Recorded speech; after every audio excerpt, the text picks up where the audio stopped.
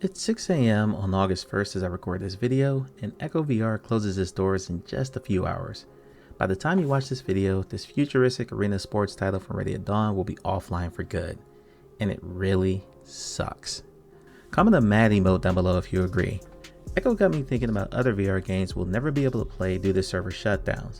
VR is littered with dead multiplayer games, but a lot of them keep their servers active even as tumbleweeds are blowing through them. Today we're going over the top 5 saddest discontinued VR games, as always in no particular order. Number 1, Echo Combat. Ready at Dawn's other multiplayer Echo game has been shuttered along with its vastly more popular arena counterpart. Instead of playing Ultimate Frisbee and Zero Gravity, Combat styled itself as a zero-G competitive shooter.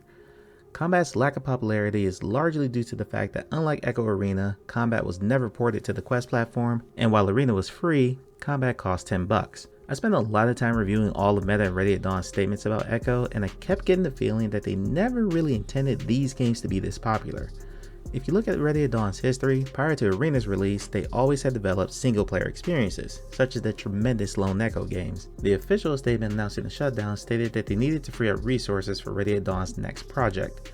Of course, a month later, 1/3 of Ready at Dawn's team was laid off by Meta, so who knows what's going on there. This does put a lot of arguably unfair pressure on Ready at Dawn's next project being successful, lest they face another wave of backlash over killing off Echo VR. Number 2, Eve Valkyrie. I could lump all the CCP games as VR catalog in here, including Gunjack and Spark, but Valkyrie is the title I'm most familiar with. Valkyrie was a highly polished space dogfighting game with cross-platform support across Rift and PlayStation VR 1. For those who grew up playing games like Wing Commander and more recently Star Wars Squadrons, this was another high-end entry in the genre, and there was a fair amount of excitement and buzz around that universe being brought into VR. Unfortunately, as is the case for a lot of VR developers, the money just wasn't there to justify continuing forward. I'll say this wasn't for lack of effort. Valkyrie along with Spark received a steady stream of updates, and CCP would host one-off events to drive player engagement. It just wasn't meant to be.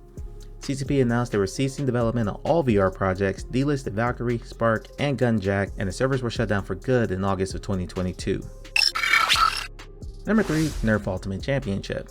One of the most high-profile failures on this list due to the Nerf IP, it always felt like this game never garnered as much hype as VR shooters typically get before their release.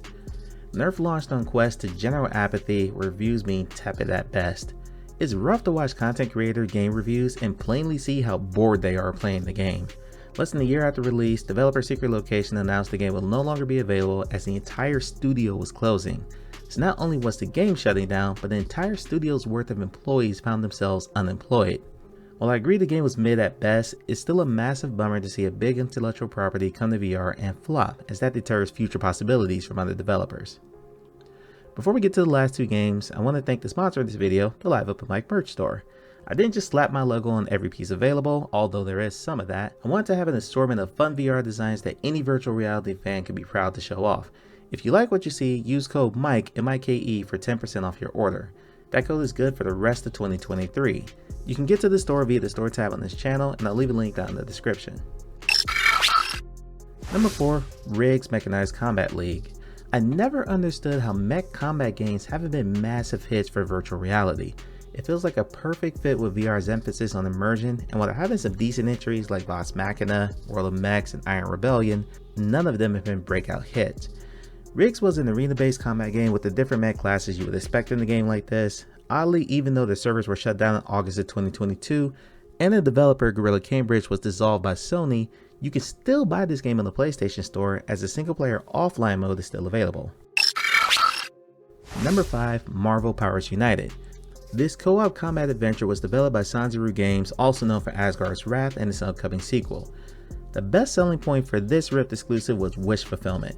Whether it was webbing enemies as Spider-Man, smashing them as the Hulk, or mystically defeating them as Doctor Strange, this game was billed as a must-play for any Marvel fan.